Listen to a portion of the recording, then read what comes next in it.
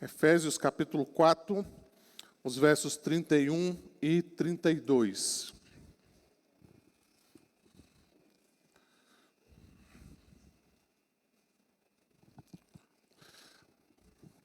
Mesmo assentados, mas vamos todos a uma só voz ler a palavra de Deus. Efésios 4, os versos 31 e 32. Vamos ler? Longe de vós toda a amargura e cólera, e ira, e gritaria, e blasfêmias, e bem assim toda malícia. Antes, sede uns para com os outros benignos, compassivos, perdoando-vos uns aos outros, como também Deus, em Cristo, vos perdoou. Vamos orar? Senhor Deus, nós louvamos e bendizemos mais uma vez o Teu nome nesta noite, Senhor. Obrigado por Tua graça, obrigado, Senhor, por Tua palavra, que podemos lê-la, Senhor, nesta noite. Pedimos que o Teu Santo Espírito, Senhor, possa falar aos nossos corações e que da Tua palavra, Senhor, nós possamos ser edificados, ó Deus. Que o Senhor, sempre tão generoso, sempre tão bondoso para conosco, possa fazer com que a Tua palavra, Senhor, seja ministrada a nós, de tal maneira, Senhor, que saiamos daqui diferente do que nós entramos. Suplicamos mais uma vez a Tua graça e oramos em nome de Jesus, o nosso Salvador. Amém.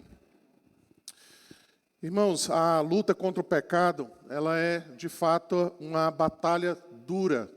Todos os dias nós temos essa experiência de termos que lidar com a graça de Deus, com os pecados que existem ainda na nossa vida, e muitos deles parecem persistir dia após dia em se manifestar em nossas vidas. Se você é como eu, um ser humano normal, você sabe que a natureza caída, ela existe na nossa vida ainda, Embora nós sejamos salvos, a grande verdade é que nós ainda pecamos.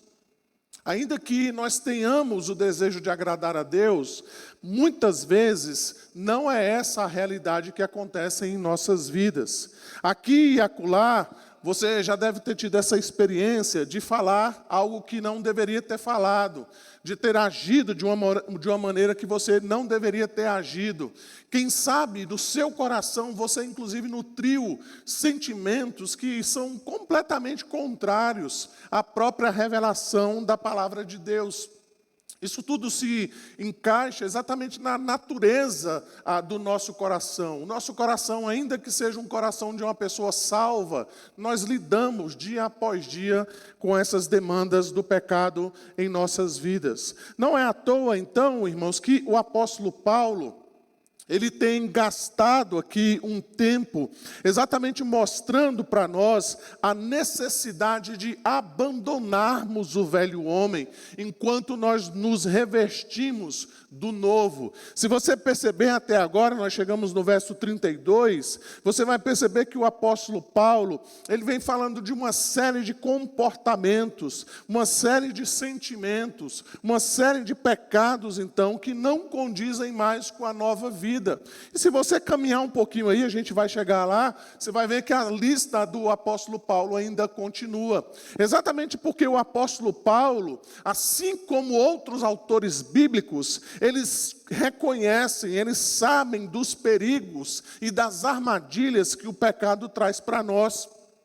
Por isso, não quero que você fique aborrecido com o apóstolo Paulo, nem comigo, Quando a gente vai delineando pecado atrás desses pecados, sentimentos atrás desses sentimentos, exatamente para que nós tenhamos conhecimento da nossa própria natureza e daquilo que nós somos capazes, mesmo nós tendo uma nova natureza. E é exatamente isso, então, que o apóstolo Paulo pretende mostrar para nós. Ele está revelando, então, que essa nova vida em Cristo, ela requer de nós mudanças radicais, que começa exatamente no nosso interior, nas motivações, nas inclinações do nosso próprio coração. Mas certamente, irmãos, isso também pode ser visto nos nossos pensamentos, nas nossas palavras, nas nossas ações. Nós vamos perceber hoje que muitas vezes nós acabamos externalizando aquilo que de fato está dentro do nosso coração. Então, muito mais do que simplesmente uma vida moral ilibada, o apóstolo Paulo não pretende simplesmente trazer algum tipo de moralismo, mas ele quer de fato que nós entendamos que essa mudança Deus requer de nós, de dentro para fora, que é uma transformação que é operada então pelo poder de Deus. Então vamos dar uma olhadinha nos versos 31 e 32, e vamos caminhar aqui então com o apóstolo Paulo, e vamos ver o que ele tem a mostrar para nós nesta noite. Veja então que ele começa exatamente com essa afirmação: longe de vós. Ele diz aí no verso 31, longe de vós toda amargura e cólera e ira e gritaria e blasfêmias, e bem assim toda malícia. Essa expressão então, longe de vós, ela tem um sentido então de removam, tirem do meio de vocês. Veja então que essa ênfase do apóstolo vem do seu ensino, que ele está ministrando exatamente a partir do verso 17 aí do capítulo 4, quando ele fala então de deixar o velho homem e se revestir do novo. Então ele está ministrando, ele está ensinando, melhor dizendo, essa modificação, essa mudança, e apontando então de maneira particular, de maneira detalhada, quais são, então, as práticas do velho homem e quais são as práticas que o novo homem, então, deve adquirir. Veja, então, que aí nesses versos 31 e 32, ele traz uma pequena lista que ele menciona que nós devemos abandonar. Ele começa, então, com essa palavra, amargura. Ele disse, deixe ou longe de vós toda a amargura. A amargura é a mesma coisa daquela palavra do azedume, né? Aquela pessoa azeda. O sentido aqui é aquela pessoa que não tem cordialidade. Segundo o Dr. Martin Lloyd Jones, quando ele comenta essa passagem, ele diz então que a pessoa amarga é alguém que nunca vê algo de bom em alguma coisa, mas essa pessoa amarga sempre inventa um jeito de ver algo errado, de ver algum defeito ou alguma deficiência. Amargura é aquele estado irritado da mente que mantém então uma pessoa em perpétua animosidade. Geralmente essa pessoa amarga é uma pessoa que tem opiniões duras, sem caridade. É aquele indivíduo então fechado, irritadiço. É aquela pessoa então repulsiva. Eu e você conhecemos pessoas assim, não é verdade? Pessoas amargas, pessoas azedas, que elas só conseguem ver as coisas a partir do óculos das suas amarguras. Por mais que você faça algo com a melhor das intenções e com toda a perfeição possível, a pessoa amargurada, então, ela sempre vai encontrar algum defeito naquilo que nós fazemos. Geralmente a pessoa amarga, ela também é uma pessoa ácida. Ela reluta em acreditar naquilo que é bom. Ela só vê as coisas do lado ruim ou do lado mal. Ela parece que tem prazer, então, em apontar as coisas ruins. Lamentavelmente, a pessoa amarga sempre encontra meios de culpar a outra pessoa ou as coisas ao seu redor pela sua amargura. Geralmente ela põe a culpa nas pessoas, ou nos comportamentos alheios, nas circunstâncias, no passado. Veja então que o apóstolo Paulo continua na sua lista, ele diz, longe de vós toda cólera e ira. A cólera aqui tem o sentido de uma fúria apaixonada. Refere-se então a uma ira temporária, aquela pessoa então que estoura completamente ali, mesmo que numa situação em particular. A ira aqui, diferente da cólera, ela é um estado mais permanente da raiva.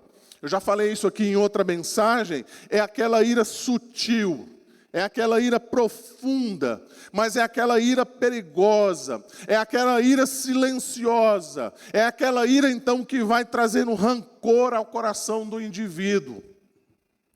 Além disso, Paulo menciona essas duas palavras, gritaria e blasfêmias.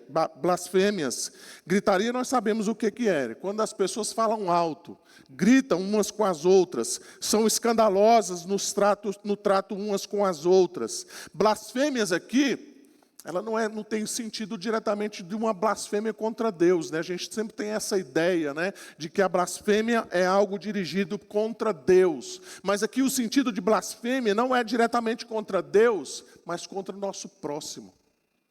Quando nós levantamos maledicências, linguagem que insulta o nosso próximo, as palavras abusivas que nós mencionamos a respeito do nosso próximo, veja então que nesse pacote, ou nesse catálogo do mau uso da língua, o apóstolo Paulo então termina dizendo, e bem assim toda malícia. E vale a pena aqui também eu explicar, que essa malícia, que ela não tem um sentido, né? Ela não tem um cunho sexual, como muitas vezes nós pensamos a respeito da malícia. O sentido da malícia aqui é a depravação, é a má vontade. Você deve conhecer uma pessoa assim, né? Uma pessoa que não tem uma boa vontade para absolutamente nada. Tudo que você pede, ela vai fazer com má vontade. É a pessoa, então, que tem a intenção de fazer o mal contra o seu próximo. Ela deseja injuriar e maldizer o outro. É aquela pessoa, então, perversa ou vil que se deleita em causar prejuízo ao outro. Essa é a pessoa maliciosa. Um autor chamado Grant Osborne, quando ele olha para esse texto, ele faz uma descrição, então, da ascensão desses pecados que são mencionados aqui pelo apóstolo Paulo. Olha que interessante que ele traz aqui para nós. Ele vai dizer assim, olha, tudo começa pela amargura e pela fúria. Ele diz, são atitudes internas, que dão lugar então à luta ou à briga, os comportamentos externos. Ele vai dizer, em meio a este conflito entre nós e as pessoas que nós não gostamos, os nossos gritos se transformam em calúnia, literalmente blasfêmias. Nós transmitimos então a nossa raiva, muitas vezes revertendo rumores infundados e maliciosos, a fim de virar os outros contra os objetos da nossa ira. Então o que ele está dizendo é que muitas vezes nós juntamos inclusive pessoas que não têm nada a ver com a história, para elas se colocarem contra as pessoas que nós odiamos. Ele vai dizer, tudo isso se resume em toda forma de maldade. Perdemos a razão, não há nenhum outro desejo de reconciliação, apenas vingança. Então percebam, irmãos, que o apóstolo Paulo, então, deseja que os efésios abandonem esses pecados. E ele faz questão de enumerar cada um deles. E você vai perceber que, inclusive, alguns deles ele repete, exatamente para deixar claro, para que os efésios se afastem de todas essas coisas. Esses pecados, então, caso eles continuem a ser praticados por aqueles que foram salvos, não só demonstram que é uma completa incoerência com a própria fé cristã, mas pode, de fato, colocar em xeque se realmente os efésios estão aprendendo algo de Cristo. Por isso ele diz, primeiramente, longe de vós. A segunda coisa, então, que o apóstolo Paulo fala aí, ele diz, antes, sede uns para com os outros, ele vai dizer, antes, sejam uns para com os outros benignos e compassivos. Aqui, então, nós temos algo muito interessante a respeito do cristianismo. Eu já mencionei isso aqui em outras ocasiões. O cristianismo, ele é dois lados de uma mesma moeda. Enquanto o cristão é ordenado que ele não faça algo, ao mesmo tempo Deus ordena que ele faça. Aqui nós vemos um exemplo clássico disso, né? Quando o apóstolo Paulo então disse, deixe do lado de fora de vocês, ou removam de vocês a ira, a amargura, a cólera, ele diz ao mesmo tempo que nós devemos então adotar coisas que diz respeito então a este novo homem. Então veja que nesse texto, o apóstolo Paulo diz que nós devemos abandonar os vícios desses pecados. Na mesma medida, então, nós devemos colocar, então, as virtudes deste novo nascimento. A figura é exatamente essa, alguém que se despede, que se despoja ou tira uma roupa velha e ele coloca então uma roupa completamente nova. Veja que o ensino que é dado aqui pelo apóstolo Paulo, ele aparece também lá em Colossenses capítulo 3, os versos 5 a 11. Eu queria que nós pudéssemos ler juntos esse texto lá de Colossenses. Colossenses 3, os versos 5 a 11.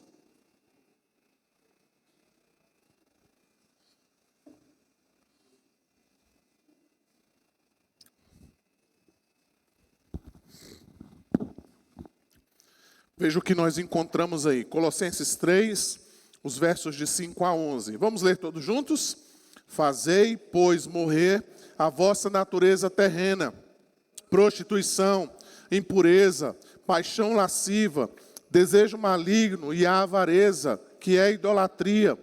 Por estas coisas é que vem a ira de Deus sobre os filhos da desobediência. Ora, nessas mesmas coisas andastes vós também, noutro tempo, quando vivíeis nela.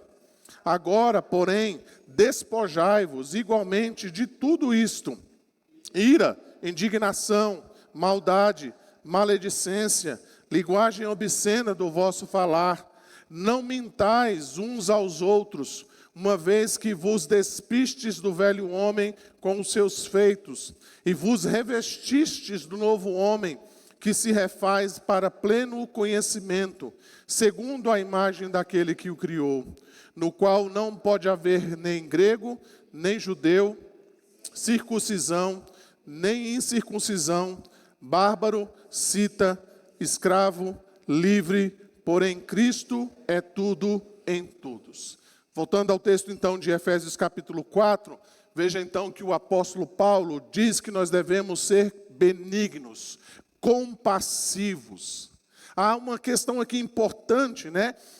Que eu creio que faz uma grande diferença para nós, no significado aqui desse verbo ser, né? Talvez esse verbo seria melhor traduzido, se ele fosse traduzido para nós como tornar-se.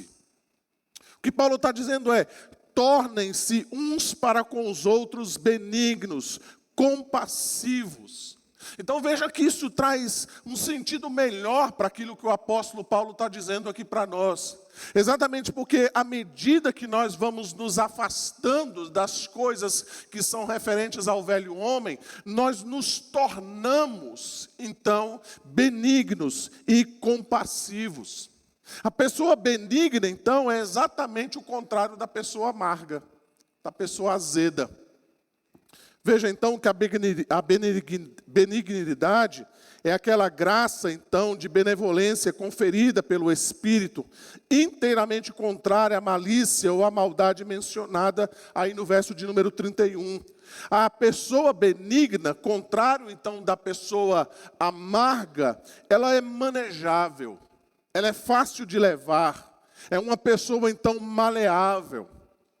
Segundo William MacDonald, ele diz o seguinte, que o desejo desinteressado no bem-estar dos outros, o desejo de ajudar mesmo com grande sacrifício, é isso que é uma pessoa benigna. Então o novo homem não é apenas benigno, mas compassivo. E a palavra no original aqui é uma palavra meio estranha para nós, né? Mas é uma palavra que poderia ser traduzida literalmente como uma pessoa que tem boas ou fortes entranhas. É exatamente aquele sentimento profundo de compaixão que nós devemos ter uns para com os outros. Se a gente fosse traduzir na nossa linguagem, né, é aquele amor que surge de fato de dentro, do mais profundo do nosso coração. Portanto, irmãos, veja que o apóstolo Paulo diz que ao invés de nós desejarmos o mal uns dos outros, nós devemos fazer o possível pelo bem delas, nós devemos ser flexíveis e até mesmo nos colocarmos nos lugares delas. Olhe para isso então, irmãos, para o ensino do apóstolo Paulo. Pare para pensar nisso por um instante. Você já imaginou como esse ensino da Bíblia é desafiador? Você já parou para pensar o quanto essas verdades são absolutamente contrárias à nossa própria natureza, nossa natureza egoísta? Você percebe claramente como a Bíblia é oposta à nossa cultura atual, que nos incentiva cada vez mais a nossa individualidade, até mesmo dentro do contexto cristão. Veja então que nós precisamos pensar nos perigos que nós corremos de sermos indiferentes às pessoas que estão ao nosso redor. Daí então a preocupação do apóstolo Paulo em mencionar cada um desses pecados dos quais nós devemos abandonar, uma vez que nós fomos salvos, uma vez que nós temos uma nova vida, uma vez que nós fomos colocados como um novo homem. Exatamente por causa dos perigos que esses pecados ainda podem trazer na nossa vida pessoal e certamente na nossa igreja. Veja que o ensino do apóstolo Paulo então finaliza dizendo que nós devemos perdoar uns aos outros. Ele diz, perdoando uns aos outros, como também Deus em Cristo vos perdoou. Ao invés então da malícia e do desejo de vingança, Paulo diz que nós devemos perdoar uns aos outros. Irmãos, perdoar não é fingir que nada aconteceu. Perdoar não quer dizer que você está imune aos pecados que as pessoas cometem contra nós. Perdoar não é simplesmente esquecer, como as pessoas imaginam. Nós precisamos ser mais realistas com relação ao perdão. Nós sabemos que pessoas, elas agem contra nós. Muitas vezes é possível nós percebermos claramente que as pessoas estão contra nós. Talvez você já experimentou na sua vida pessoas que de fato fizeram algo que trouxe prejuízo à sua vida. Você pode dizer assim, essa pessoa estava realmente contra mim. Ela fez algo realmente contra mim. Seja em palavras, seja em ações, seja lá o que for, você tem certeza que essa pessoa fez algo contra você.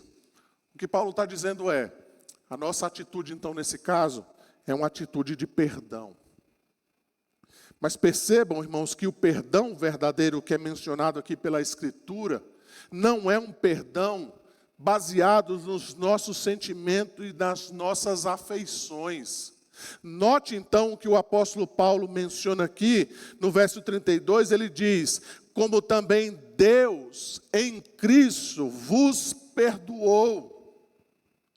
A palavra de Deus então diz que Deus é bondoso e nós somos admoestados a nos tornarmos semelhantes a Ele nesse sentido.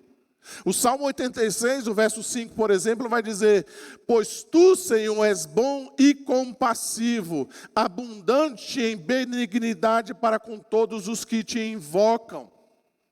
Jesus vai ensinar o seguinte, amai, porém, os vossos inimigos, fazei o bem e emprestai, sem esperar nenhuma paga. Será grande o vosso galardão e sereis filhos do Altíssimo, pois Ele é benigno até para com os ingratos e maus. Sede misericordiosos, como também é misericordioso o vosso Pai. Não apenas bondoso, mas a Escritura diz que Deus é perdoador. O Salmo 103, o verso 3, por exemplo, afirma que Ele é quem perdoa todas as suas iniquidades. O profeta Isaías declara no capítulo 43, eu mesmo sou o que apago as tuas transgressões, por amor de mim, dos teus pecados não me lembro. Ainda o profeta Isaías vai dizer que o nosso Deus é rico em perdoar. Fazendo um resumo até aqui, irmãos, o que nós encontramos é que Deus é bondoso e perdoador, e como seus filhos nós devemos agir da mesma forma. Mas nós não podemos deixar de perceber o modo então que o perdão de Deus se deu em nosso favor. Notem então que o apóstolo Paulo, ele acrescenta que nós fomos perdoados em Cristo. Deus perdoa os nossos pecados em Cristo e por amor a Cristo, apesar de nós, Deus concede o seu favor por amor do seu Filho. Romanos 5,8, Paulo vai dizer: mas Deus prova o seu amor para conosco, pelo fato de ter Cristo morrido por nós, sendo nós ainda pecadores. Ele ainda vai dizer no verso de número 10 do mesmo capítulo: porque se nós, quando inimigos, fomos reconciliados com Deus mediante a morte do seu Filho, muito mais, estando nós já reconciliados, seremos salvos pela sua vida. Em outras palavras, irmãos, nós somos perdoados por Deus em Cristo, apesar de nós mesmos.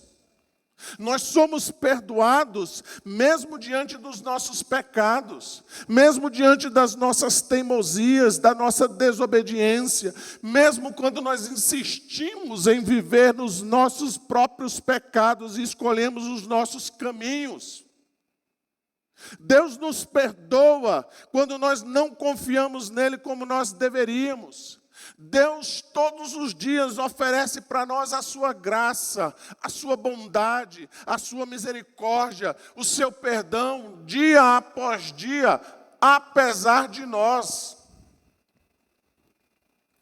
Nas palavras novamente do Dr. Martyn Lloyd-Jones, ele vai dizer assim: Deus, que não nos devia nada, por sua benignidade, sua misericórdia, seu amor, sua graça, sua bondade, sua compaixão, não somente enviou seu Filho unigênito, seu Filho amado a este mundo de pecado e vergonha, porém até o enviou à cruz do Calvário, para que pudéssemos ser perdoados.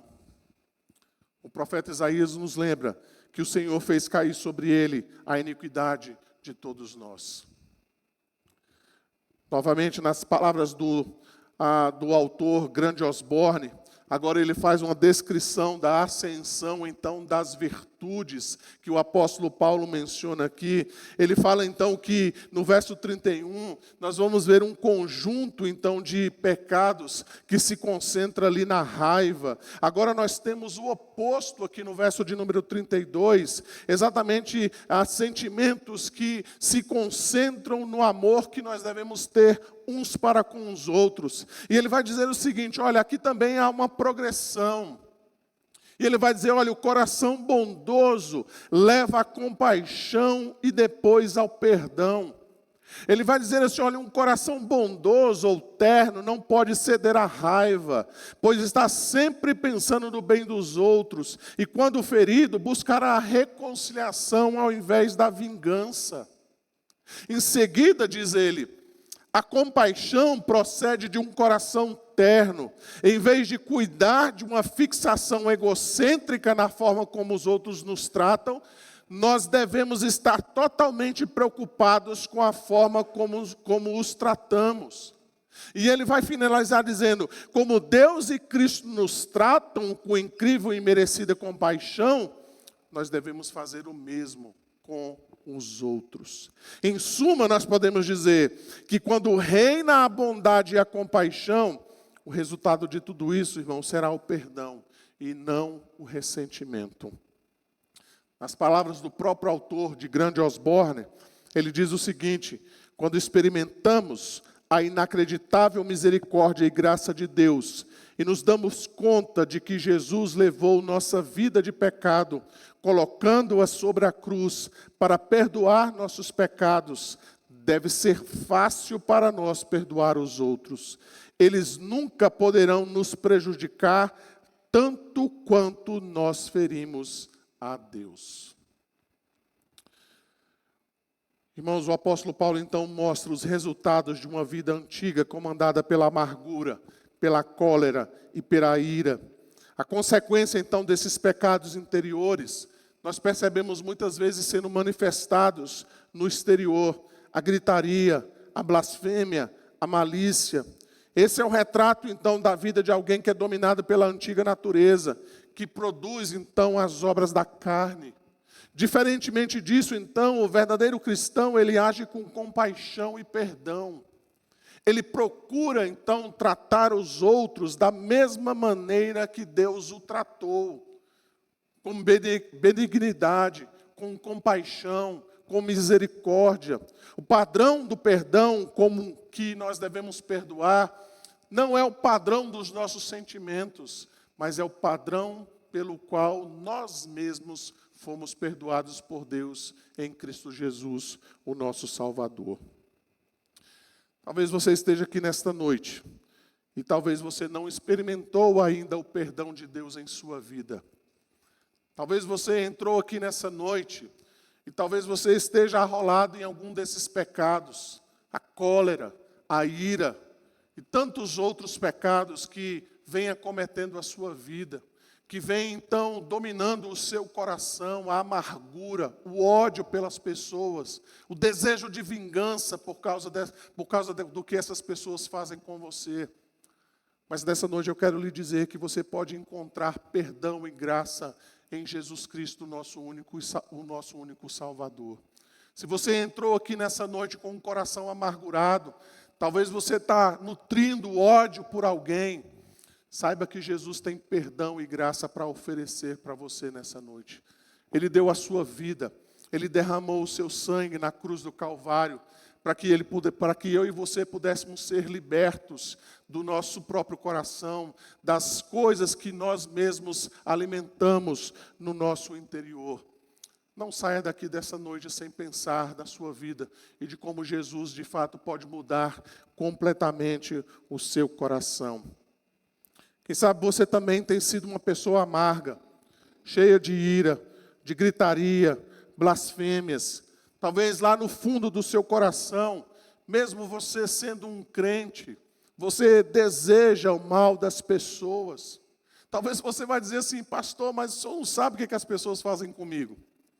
O senhor não sabe o que eu tenho aturado por causa de algumas pessoas que insistem em falar mal, em levantar falso testemunho contra a minha pessoa, em me perseguir, em falar coisas a respeito da minha vida, das minhas atitudes e por aí vai. Talvez você tenha inúmeras razões que você possa enumerar para justificar a sua atitude contra essas pessoas. Mas eu gostaria então que você primeiramente percebesse como é que você deve lidar com o seu coração. Deixa eu ser bem honesto com você. Você sempre vai encontrar pessoas que falam mal de você. Você sempre vai encontrar pessoas opostas à sua pessoa. Nós sempre vamos encontrar oposições em várias áreas da nossa vida, na família, na escola, no trabalho. Sempre há alguém que tem um porém, que tem um porquê, que tem uma resistência à nossa pessoa. Mas eu queria que você olhasse para o seu coração. E você olhasse então para o ensino do apóstolo Paulo. Você olhasse para a Escritura. E buscasse nela, então, a resposta que o seu coração deseja nesta noite. Longe de vós, toda a amargura, cólera, ira, gritaria, blasfêmias, e bem assim, toda a malícia. Ainda que essas pessoas falem mal de nós, ainda que essas pessoas se levantem contra você, longe de você a amargura, cólera, ira, gritaria, blasfêmia, e assim toda a malícia. Trate o seu coração diante de Deus, para que você então possa tratar essas pessoas, assim como o próprio Senhor Jesus trataria cada uma delas. Não posso deixar de mencionar, irmãos, o ensino precioso que nós temos aqui diante de nós a respeito do perdão. E vale a pena, então, nós mencionarmos os ensinos que Jesus traz sobre esse tema. Veja lá que na oração que ele nos ensina, em Mateus capítulo 6, ele vai dizer, e perdoa as nossas dívidas, assim como nós temos perdoado aos nossos devedores. Se você caminhar um pouquinho mais, 2 versículos adiante, você vai ver o Senhor Jesus ensinando o seguinte, porque se perdoardes aos homens as suas ofensas, também vosso Pai Celeste vos perdoará. Se, porém, não perdoardes aos homens as suas ofensas, tampouco vosso Pai vos perdoará as vossas ofensas. Ainda em Marcos, capítulo 11, os versos 24 a 26, nas palavras do próprio Senhor Jesus Cristo, ele vai dizer, por isso vos digo que tudo quanto em oração pedirdes, credes que recebestes, e assim será convosco. E quando estiverdes orando, se tendes alguma coisa contra alguém, perdoai, para que o vosso Pai Celestial vos perdoe as vossas ofensas. Mas se não perdoardes, também vosso Pai Celestial não vos perdoará as vossas ofensas.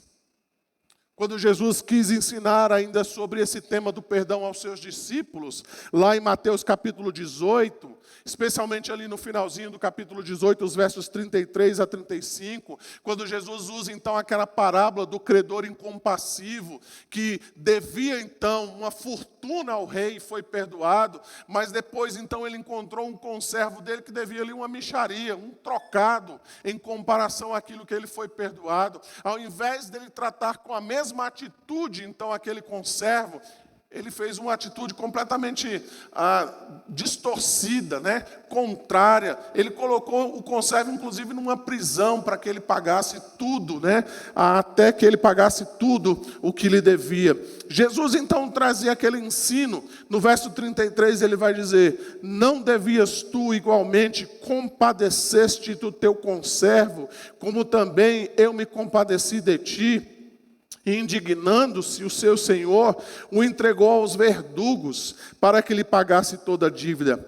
Assim também meu Pai Celeste vos fará, se do íntimo não perdoardes a cada um o seu irmão.